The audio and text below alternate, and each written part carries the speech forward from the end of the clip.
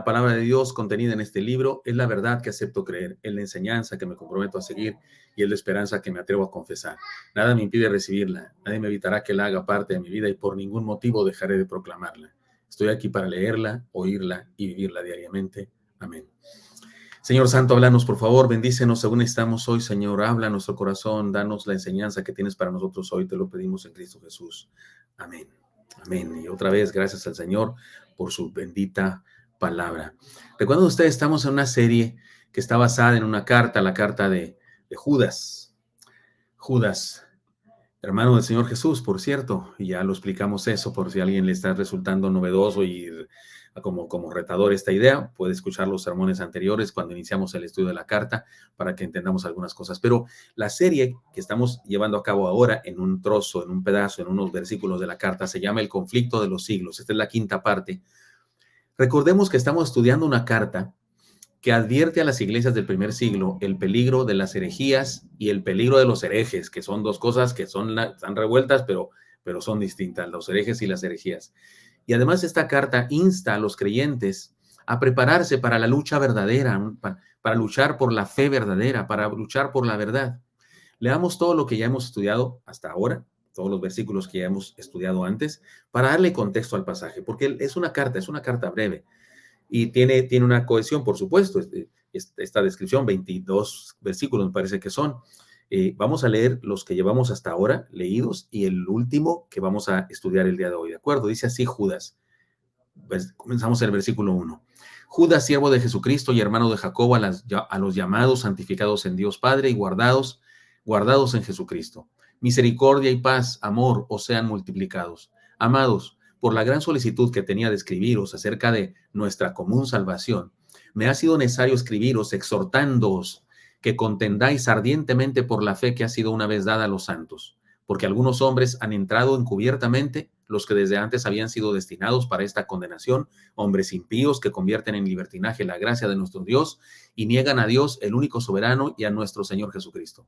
Mas quiero recordaros, ya que una vez lo habéis sabido, que el Señor, habiendo salvado al pueblo, sacándolo de Egipto, después destruyó a los que no creyeron, y a los ángeles que no guardaron su dignidad, sino que abandonaron su propia morada, los ha guardado bajo obscuridad en prisiones eternas para el juicio del gran día, como Sodoma y Gomorra y las ciudades vecinas, las cuales de la misma manera que aquellos, habiendo fornicado e ido en pos de vicios contra naturaleza, fueron puestas por ejemplo, sufriendo el castigo del fuego eterno. No obstante, de la misma manera, también estos soñadores mancillan la carne, rechazan la autoridad y blasfeman de las potestades superiores. Pero cuando el arcángel Miguel contendía con el diablo, disputando con él por el cuerpo de Moisés, no se atrevió a proferir juicio de maldición contra él, sino que dijo: el Señor te reprenda. Pero estos blasfeman de cuantas cosas no conocen, y en las que por naturaleza conocen, se corrompen como animales irracionales. Hasta ahí hemos estudiado. Como usted puede ver, es una carta pesada, llena de condenación para los que enseñan un falso evangelio. Y el versículo que tenemos ahora para estudiar es este: ay de ellos, porque han seguido el camino de Caín y se lanzaron por lucro en el error de Balaam y perecieron en la contradicción de Coré. Es un versículo breve, pero es tan denso en cuanto a su enseñanza que solo abordaremos uno de los ejemplos que pone la introducción y uno de los ejemplos que pone el hermano Judas. Ay de ellos, porque han seguido el camino de Caín. Hasta ahí vamos a llegar el día de hoy. Solo esta oración gramatical vamos a enseñar, a aprender de ella, estudiarla. Ay de ellos, está hablando de los herejes, está hablando de estas personas que se metieron en las iglesias enseñando mentiras y dice: ay de ellos porque han seguido el camino de Caín. Hasta ahí vamos a estudiar. Es Judas capítulo 1, versículos 1 hasta el 11 que hemos leído. Estamos usando como ejemplo un hermoso himno que, aunque antiguo, es absolutamente vigente, el conflicto de los siglos. Y ya lo dijimos todo, ya pusimos todas las estrofas aquí en los cultos anteriores. Sin embargo, en la riqueza de nuestra himnología, la himnología cristiana, me refiero a la gran cantidad de himnos que tenemos otros cantos que nos desafían a defender nuestra fe. He aquí un ejemplo de uno, no tan antiguo como el conflicto de los siglos, este es más moderno, pero dice así este canto: mi fe descansa en buen lugar, así se llama. Mi fe descansa en buen lugar, no en una religión. Confío en el viviente Rey, pues Él murió por mí, Y no preciso discutir ni un argumento más. Me basta que Cristo murió y que Él murió por mí. Su voz me da seguridad y en su palabra fiel mi fe descansa en buen lugar, en Cristo mi Señor. Y no preciso discutir ni un argumento más. Me basta que Cristo murió y que Él murió por mí. ¿Qué les parece? Es un himno hermosísimo, muy sencillo en sus declaraciones profundas. Sencillo en su poesía, me refiero, es breve, pero profundas declaraciones. Una vez más, una arenga a defender la fe. Estas son las enseñanzas que hemos estudiado las semanas pasadas. Contendamos ardientemente por la fe que nos une. Aprendamos a desenmascarar al enemigo. El peor enemigo está en nosotros mismos. ¿Se acuerdan cuando hablamos de la voluntad para decidir cosas? Y el enemigo también está en la iglesia. Eso lo estudiamos la semana pasada y nos basamos en los pasajes que acabo de leer. Pero aquí la enseñanza de hoy. El enemigo está en todas partes. El enemigo de la fe, el enemigo del evangelio, las mentiras, las ideologías, las blasfemias, los falsos evangelios, están por todas partes. Por eso hablo aquí, el enemigo está por todas partes. Versículo 11, una vez más leámoslo. ¡Ay de ellos! Porque han seguido el camino de Caín y se lanzaron por lucro en el error de Balaam y perecieron en la contradicción de Coré. Han seguido el camino de Caín, esa es la idea de hoy. El pasaje enseña tantas cosas que hoy solo abordaremos una de ellas. En realidad, la introducción y una de las enseñanzas, uno de los ejemplos que pone Judas para hablar de los que se entrometen en la iglesia a enseñar falsas doctrinas. Recordemos que Judas está hablando de algunos falsos maestros que están lesionando la unidad de las iglesias y están contaminando la sana doctrina. Les llama, en este escrito largo que ya leímos, les llama intrusos, hombres impíos, soñadores que mancillan la carne, atrevidos, blasfemos, ignorantes, individuos que se corrompen, como animales irracionales les llama. Tuve que poner todas las demás frases que dije que Judas dice de ellos, algunas de ellas en realidad las sugiere. Por ejemplo, no les llama intrusos, sino que dice que se están entrometiendo en las iglesias. Bueno, el concepto es intrusos. Hombres impíos, si les llama así. Soñadores, también que mancillan la carne. También no les llama atrevidos, pero dice que se atreven a hacer cosas. Bueno, yo pongo atrevidos, blasfemos, ignorantes, y pude haber puesto animales irracionales, pero por respeto a la raza humana, puse individuos que se corrompen como animales irracionales, para que se oiga menos ofensivo, ¿no? En este pasaje, así les llama Judas a estas personas. En este pasaje encontramos algunas otras de las características de ellos y de sus ideas. Desglosemos este breve cacho de versículo. Desglosémoslo parte por parte para identificar quiénes son y en cada caso definámoslo mediante una expresión tal como Judas mismo lo hace desde el principio. Judas comienza diciendo, ¡ay de ellos! Y aquí en esta frase, esta expresión, me baso yo para hacer expresiones, tanto el día de hoy como los próximos miércoles, aunque no los próximos miércoles inmediatos, sino hasta después de Adviento, porque el próximo miércoles ya estaremos predicando mensajes de Adviento, mensajes navideños, entonces esto se va a cortar, esta serie se va a cortar para dar entrada a una serie de mensajes navideños, pero así es que después volveremos a ver todas las expresiones, pero he aquí la primera. Judas comienza diciendo, ay de ellos, y esto nos hace decir esta enseñanza, desdichados. ¿Cómo son estos intrusos? ¿Cómo son estos falsos maestros? Desdichados. Porque dice, ay de ellos. El ay en la Biblia significa dolor, significa pobrecitos. La expresión puede traducirse con esta sola palabra, desdichados. Y desdichados sería precisamente lo contrario a bienaventurados. Bienaventurados significa benditos, afortunados, suertudos.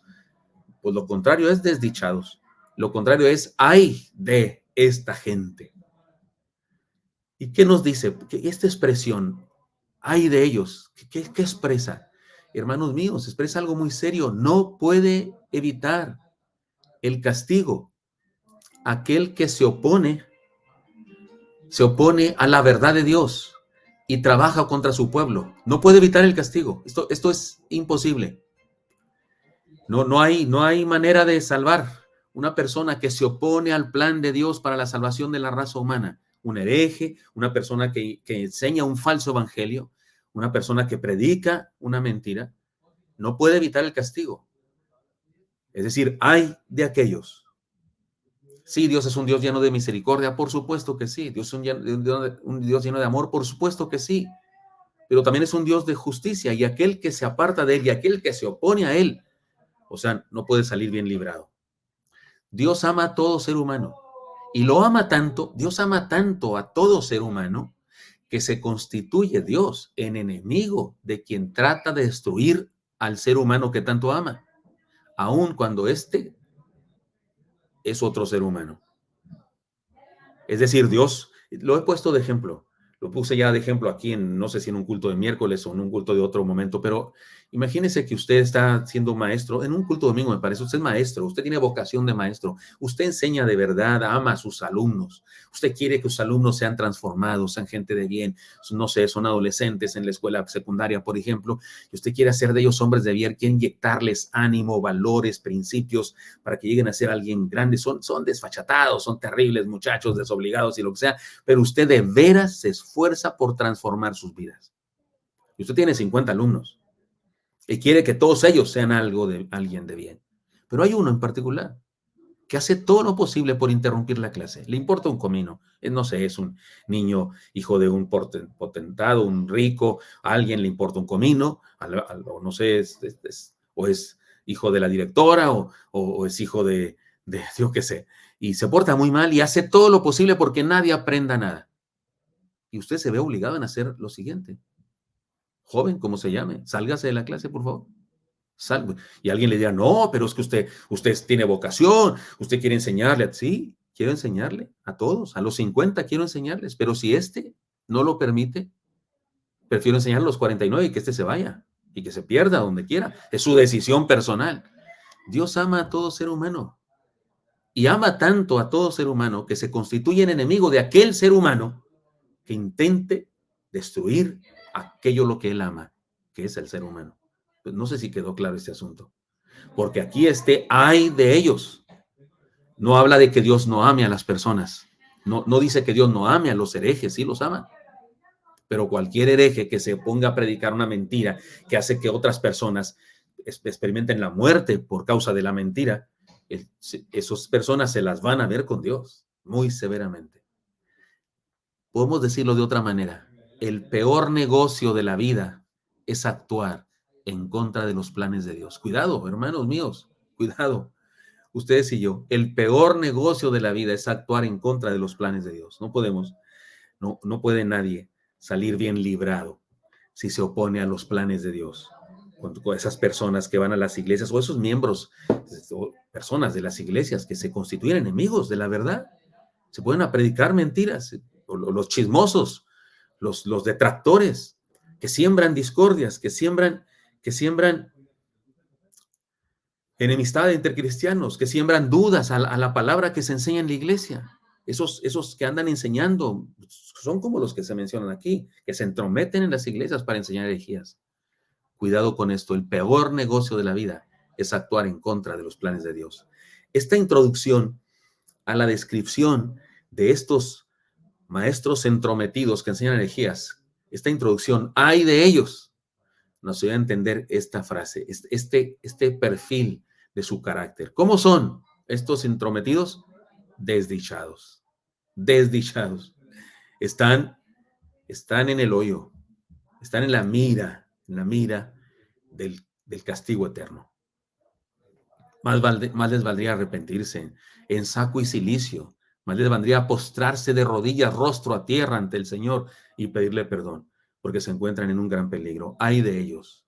O sea, en vez de bienaventurados, desdichados. Pero hay otra palabra que también vamos a estudiar el día de hoy y hasta ahí vamos a llegar. Que otra parte del versículo, además de decir ay de ellos, dice, porque han seguido el camino de Caín. Y la palabra que voy a usar para referirme a ellos es esta, marcados. Marcados, esta es la palabra, marcados. Ahorita vamos a ver por qué. No tenemos noticias claras de las ideas teológicas de Caín, que cuáles serían las herejías que enseñaba Caín, no tenemos una idea, pero sí de su pecado más evidente, fratricidio, mató a su hermano. Eso se llama fratricidio, mató a su hermano. No es cualquier homicidio, no mató solo a un ser humano, mató a su hermano. Sin embargo, tomando en cuenta que Judas, el autor de esta carta, lo usa como ejemplo de falsos maestros intrusos en las iglesias, debemos analizar algunas cosas más para ver qué es lo que nos quiere decir Judas, cuál es el carácter de Caín, cuál es el camino de Caín que estos falsos maestros de la época de Judas y de nuestra época también tienen. Leamos entonces algunos pasajes de la Escritura. Por ejemplo, quiero leerles Génesis capítulo 4, versículos 2 al 7. Dice así, donde nos habla de Caín. Después dio a luz a su hermano Abel, y Abel fue pastor de ovejas, y Caín fue labrador de la tierra. Está hablando de Eva, que dio a luz a Caín, y luego después a su hermano Abel. Y nos dice clarísimo que Caín fue labrador de la tierra, Abel ganadero, digámoslo así. Y aconteció, andando el tiempo, que Caín trajo del fruto de la tierra una ofrenda a Jehová. Caín trajo del fruto de la tierra, yo no sé, lechugas, zanahorias, yo sé, betabeles, algo así. Lo trajo a ofrecer a Dios. Y Abel trajo también de los primogénitos de sus ovejas, de lo más gordo de ellas. Abel trajo corderos, y de lo mejor, lo más gordo, lo más costoso. Y no habla en singular, trajo un cordero, dice, trajo también de los primogénitos de las ovejas. Los primeros becerritos de cada oveja. Pudo haber sido un rebaño completo, no sabemos. Y miró Jehová con agrado a Abel y a su ofrenda, pero no miró con agrado a Caín y a la ofrenda suya. Y se ensañó Caín en gran manera, y le decayó su semblante. Entonces Jehová dijo a Caín: ¿por qué te has ensañado y por qué ha decaído tu semblante? Si bien hicieres, ¿no serás enaltecido? Y si no hicieres bien, el pecado está a la puerta. Con todo esto a ti será su deseo, y tú te enseñorearás de él. Y aquí hay una especie de profecía a la que no voy a dedicar tiempo para explicarla. Génesis 4, 2 al 7. ¿Qué pasó aquí? Ante la indispensable pregunta, ¿por qué Dios no se agradó de su ofrenda de Caín? Podemos decir lo siguiente. Número 1, fue una ofrenda sin entrega. Fue una ofrenda sin entrega. No nos confundamos. A Dios no le hacía falta ni las ofrendas de Caín ni las ofrendas de Abel. O sea, Dios puede vivir sin zanahorias, Dios puede vivir sin lechugas, Dios puede vivir sin tomates que le haya podido llevar Caín. Dios no necesitaba la verdura de Caín, ni necesitaba la carne de las ovejas, de los primogénitos de las ovejas de Abel. Dios no necesitaba eso. Él es dueño de todo, por favor. Él es dueño de todo. Sin embargo, lo que nosotros le entregamos a Dios sí demuestra el tipo de entrega que tenemos, sí demuestra. Insisto, Dios no necesita nada, pero lo que yo le entrego sí demuestra mi clase de entrega. Y es evidente que ofrendar algunas legumbres es mucho más económico, sencillo, sin consecuencias, que entregar un rebaño de ovejas de la mejor calidad. Aunque hayan sido 2 ovejas, porque de 2 para arriba ya es plural. Aunque hayan sido 2. Usted vaya al mercado y cómprese 2 ovejas, a ver cuánto le cuestan, y vaya a comprarse unos 20 kilos de verdura, a ver cuánto le cuestan.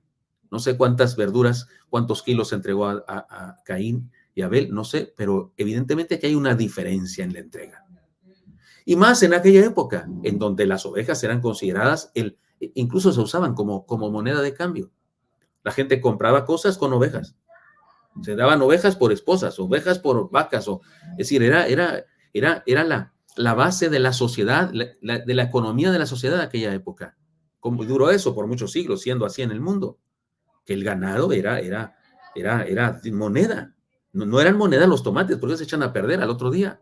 Eran monedas los animales que crecían, que engordaban, que se cruzaban y tenían hijos y iban creciendo. Eso era valiosísimo. Y aquí vemos a uno, y usted me dirá, bueno, es que Caín era agricultor y todos en aquella época hacían todo. Es muy seguro que Caín también tenía ovejas y que Abel también tenía plantas. Es posible que cada uno se especializaba más en alguna área de la vida, pero ambos tenían de todo. Toda la gente, vaya hasta un rancho, va ganadero y verá que también tienen árboles de fruta, así que también siembran maíz por ahí y siembran alfalfa para los animales. Es decir, más en aquella época donde las cosas no estaban tan especializadas como ahora. Aquí sí hubo una gran diferencia en la entrega de uno y otro. Por eso digo, fue una ofrenda sin entrega, la de Caín. Fue una ofrenda con intenciones ocultas. Si Caín hubiera sido sincero en su entrega, ¿por qué se enojó? no se hubiera molestado de lo que sucedió, pues hubiera comprendido que Dios le agradó la entrega de su hermano. ¿Cuál es el problema? Tal vez hubiera aprendido la lección. Oh, mi carnal fue más sincero, fue más apasionado, le entregó de lo mejor que tenía. Para la otra yo voy a hacer lo mismo. Pudiera haber aprendido, pero no. Su molestia pone en evidencia su intención oculta. Su molestia revela su intención oculta. ¿Cuál era? Ser conocido, ser reconocido, ser reconocido. Le importaba tanto ser reconocido que no soportó que su hermano lo consiguiera, al grado de que lo mató. Eso es inconcebible. Eso es inconcebible. Eso es Hay gente que hace eso el día de hoy. Hay un hermano canta muy bonito, alguien le da envidia y lo mata. Cuando alguien le dice, ¿viste qué bonito canta? Sí, pero no lo conoces, es bien pecador esa persona. No, hombre, no sé por qué anda cantando. Siempre hay alguien asesino alrededor de las personas que sirven a Dios y que hacen cosas buenas. Si alguien te ha hablado mal de otro, de mí, por ejemplo, queriendo matarme, matarte a ti, matar tu ánimo, es uno de estos, es un Caín, es un Caín. Así es que una segunda característica fue una ofrenda con intenciones ocultas, quería fama, gloria, tanto quería eso, tanto quería el reconocimiento de parte de Dios, que odió a su hermano hasta matarlo. Eso es terrible.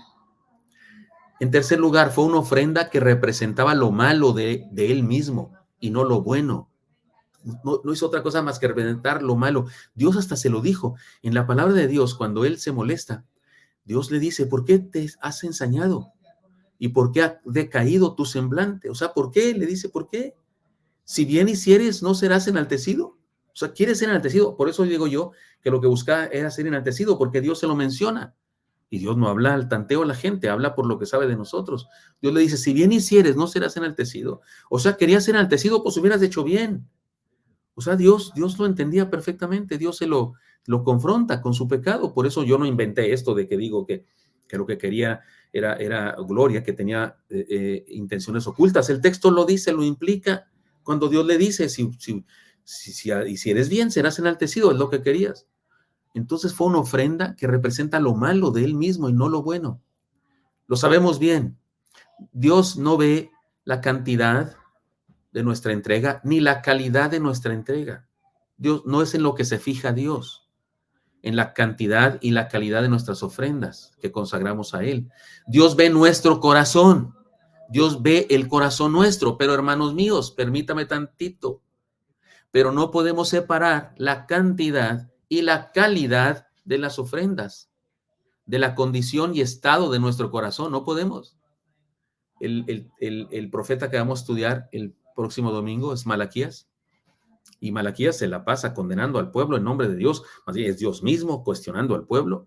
Bueno, eso lo voy a aplicar el domingo, ahorita no, pero hay una de las cosas que Dios le dice le dice a su pueblo: ¿por qué traen corderos ciegos a sacrificar a mí? Corderos ciegos, o sea, corderos enfermos. O sea, tenían corderos para su vida, para mercar, para hacer crecer, para su ganado, pero de repente les nacía uno enfermo, ciego, por ejemplo. Este se lo damos a Dios. Este lo damos al templo para que lo degollen ahí, al fin que ya se va a entregar. Y dice Dios, ¿por qué hacen eso? ¿Por qué traen corderos así? Y otra vez, ¿a Dios le importan los corderos? Dios no ama a los corderitos ciegos, sí, los ama igual, digo yo, son animalitos creados por Él. Pero, ¿qué está diciendo Dios? Dice, ¿por qué hacen eso? Hasta les dice Dios al pueblo: a ver, llévenle eso a su gobernante, a ver, llévenle eso a su rey, a ver si le gusta. Y yo soy rey de ustedes, y soy su padre, ¿y por qué me tratan así? Dios le reclama. Hermanos míos, Dios no se fija o no es lo importante para Él la cantidad de mi entrega, ni la calidad de mi entrega. Él ve mi corazón, pero discúlpeme, la calidad de mi entrega y la cantidad de mi ofrenda expresa la condición y el estado de mi corazón. Y no es que Dios se fije en la ofrenda, es que se fijó en mi corazón. ¿Estoy hablando claro? Porque alguien puede decir, bueno, sí, es lo que yo digo, por eso ahí andan con que hay que diezmar y ofrendar. No, pues yo no, yo le doy a Dios mi corazón. Si le das tu corazón a Dios, si le das tu corazón a Dios, si le das tu vida a Dios, que es lo más valioso, ¿por qué te cuesta tanto trabajo darle unos centavos o unos pesos, o darle tiempo, o darle tu diezmo, etcétera? No, cuidado con eso. Dios ve el corazón, por supuesto que sí. pero lo que hay en el corazón se expresa en lo práctico, en lo físico, en lo material, en la mayordomía financiera. No sabemos cuál fue la marca que Caín recibió, pero una cosa sí podemos pensar: Caín fue marcado por la historia como un pésimo adorador.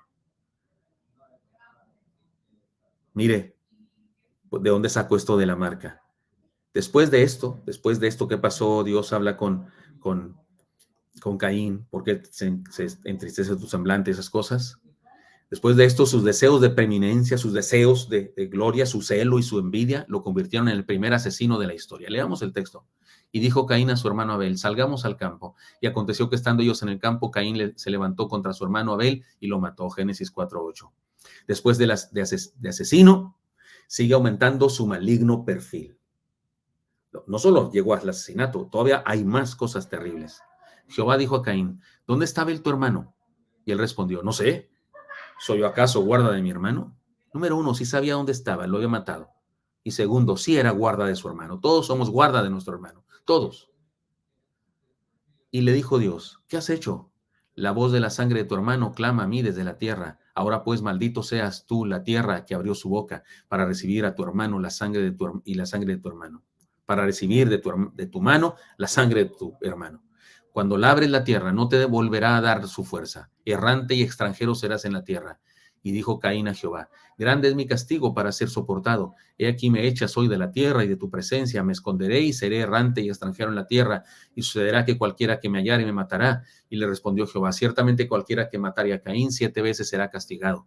Entonces Jehová puso señal en Caín para que no lo matase cualquiera que lo hallara. ¿Cuál señal fue? No sé, no sabemos. Hay gente que inventa cosas. Hablan del color de la piel o hablan de un rasgo en su... No sé, no voy a hablar de eso. No me parece que sea necesario ni que Dios tenga la intención de que entendamos cuál era su marca, pero me parece que Caín, independientemente de esa marca, de lo que significa esa marca, independientemente de esa marca, Caín tiene una marca en su historia. Es la persona, el peor adorador de la historia, o el primer perverso no adorador, no sé cómo decirlo. Hipócrita, mentiroso, no arrepentido y marcado. Eso es lo que dice este pasaje. Si Judas pone como ejemplo de maldad a Caín para referirse a los falsos maestros intrusos en las iglesias del Señor, podemos identificar las siguientes características. Déjeme hacer una lista de características muy claras y prácticas para que usted y yo identifiquemos a los intrusos como los que describe Judas en su carta. Vamos allá. Son falsos ministros a los que les importa el bienestar, a los que no les importa el bienestar de los creyentes, solo les importa su propia fama. Por eso algunos mentirosos, usureros que están en la televisión, que supuestamente son sanadores, por eso nunca los verá usted en un hospital orando por los enfermos para sanar enfermos en los hospitales, jamás irán. Número uno, fracasarían porque es puro teatro, su supuesto don de sanidad es teatro. Primeramente, fracasarían, saldrían del hospital y todos igual de enfermos, en primer lugar, porque seguramente no hay Dios con ellos. Y en segundo lugar, no solo les importan un comino, porque esos enfermos no les van a dar una gran ofrenda. Ellos quieren el teatro, en el auditorio gigantesco, y van de su semilla y van de su ofrenda y no sé qué, porque no les importa el prójimo. Son falsos ministros a los que les importa poco el bienestar de los creyentes, solo les importa su fama. Son falsos profetas que manejan propósitos ocultos en todo lo que hacen. Hay algo oculto en todo lo que hacen. Riqueza, gloria, fama, poder. Son falsos apóstoles que entregan poco y quieren recibir mucho. Caín entregó bastante poco y quería recibir gloria abundante. Son falsos apóstoles que entregan poco y quieren recibir mucho. Es muy interesante. Las mega congregaciones o mega negocios no mandan misioneros al África y no mandan misioneros a los países del tercer mundo empobrecidos y en hambruna. No, señor. No, mandan a ciudades grandes del mundo para abrir otro gran ministerio, otro gran negocio y a fundar una gran iglesia donde sigan obteniendo recursos. No mandarían jamás a la Sierra Tarahumara de Chihuahua allá una iglesita, no mandaría jamás a sus preciosos grupos de alabanza ahí a abrir una misión y evangelizar tarahumaras, o evangelizar personas allá en Haití o en África, en países con hambruna. No se ven por ahí, no se ven por ahí. Nuestros misioneros, que hemos tenido misioneros, tenemos misiones en Haití, en África, en China, nuestros misioneros no ven por ahí a ninguno de esas mega iglesias que hay en el mundo. Son falsos apóstoles que entregan poco y quieren recibir mucho. Son creyentes mediocres que hacen, ahora no solamente pensemos en líderes y pastores, no, ahora pensemos en gente común que tienen el mismo perfil de estos entrometidos en las iglesias. Son creyentes mediocres que hacen lo que hacen por envidia, por competencia y incluso por algo de insatisfacción. Porque hay quienes están insatisfechos, quisieron alguna vez ser pastores o quisieron ser pastoras o quisieron ser algo y no lo lograron porque no tienen llamamiento y porque sus fechorías no se los permitieron. Entonces tienen una especie de envidia, competencia, y su insatisfacción les hace ser personas que enseñan mentiras, que enseñan, por ahí andan enseñando sus torcidas ideas. Son miembros de iglesia difíciles que tiran patadas como mulas, pero no jalan la carreta. ¿Ha oído esa frase? Mula que jala la carreta no tira patadas, no tiene tiempo. Y mula que tira patadas, pues no jala porque nomás está tirando patadas. Estos son miembros de iglesia difíciles, son miembros de iglesia tóxicos, que tiran patadas como mulas, pero no jalan la carreta. Critican todo, se quejan de todo, pero no ganan un alma para Cristo. No sirven a nadie. No hacen trabajo que ayude en algo. Todo lo que hacen es criticar. Son asistentes que siguen las modas y no la palabra de Dios. Síguenlo. ¿Para dónde va la gente? ¿Para dónde va Vicente? ¿Para dónde va la gente? Son de esos. Son creyentes contaminados que migran de iglesia en iglesia tratando de sembrar sus semillas de herejía. Son seres humanos desdichados que si no se arrepienten tendrán una terrible maldición. Perdónenme, hermanos míos, que enseñe esto, pero ¿qué hacemos? Está en la carta de Judas. ¿Cómo le hacemos? ¿Cómo le hacemos? ¿No la leemos la carta? ¿O qué? Eso me pasa porque en Oreo queremos predicar la Biblia, toda la Biblia. Queremos predicar sermones de toda la Biblia. Yo sueño con, antes de que Dios me llame a su presencia, tener escritos sermones de todos los textos bíblicos, de toda la Biblia. Ahí la llevo, ahí la llevo. Si Dios me da unos cuantos años más, lo logro. Tenemos que predicar toda la palabra, no nomás algunos textos que nos gusten. Y este texto de Judas, pues habla de eso. ¿Qué hacemos? Además, es pertinente para nosotros, súper pertinente. ¿Qué debemos hacer ante esta realidad? ¿Cuál es el propósito de Judas al hablarnos de estas cosas tan claramente? La respuesta podemos resumirla de dos maneras. Primera manera, cantando esto: mi fe descansa en buen lugar, no en una religión. Confío en el viviente Rey, pues Él murió por mí. Y no preciso discutir ni un argumento más. Me basta que Cristo murió y que Él murió por mí. Su voz me da seguridad en su palabra fiel. Mi fe descansa en buen lugar, en Cristo mi Señor. Y no preciso discutir ni un argumento más. Me basta que Cristo murió y que Él murió por mí. ¿Qué le parece? Es hermoso este himno. Perdón que no canté todo, nomás este último cachito. Ahora sí que Elicien, hice como mi hijo que canta himnos. Y la otra manera de responder a la pregunta, ¿qué hacemos con la enseñanza que nos da Judas aquí? Y ahora les leo un texto que de alguna manera resume lo que debemos hacer. Hijitos, ya es el último tiempo y según vosotros oísteis que el anticristo viene. Así ahora han surgido muchos anticristos. Por esto conocemos que es el último tiempo. Salieron de nosotros. Ojo con eso, salieron de nosotros, pero no eran de nosotros. Porque si hubiesen sido de nosotros, habrían permanecido con nosotros. Pero salieron para que se manifestase que no todos son de nosotros. Pero vosotros tenéis la unción del Santo y conocéis todas las cosas. No os he escrito como si ignoraseis la verdad, sino porque la conocéis y porque ninguna mentira procede de la verdad.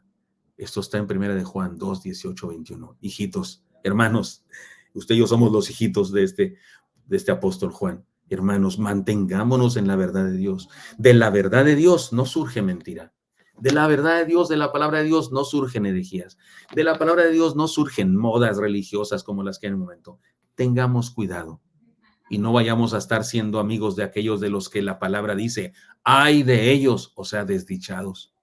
Ni de los que la palabra dice, siguieron el camino de Caín, siguen el ejemplo de Caín. No seamos de esos, ni nos dejemos engañar por esos, porque ninguna mentira procede de la verdad. Permanezcamos en la verdad, en la palabra de Dios. Señor Santo, te doy gracias porque me has permiso compartir con mis hermanos esta palabra. Te pido que nos bendigas y nos llenes de ella y que podamos ser combatientes por la fe en este conflicto de los siglos. Gracias, Dios, por tu amor. Bendice a mis hermanos y hermanas en Cristo Jesús. Amén.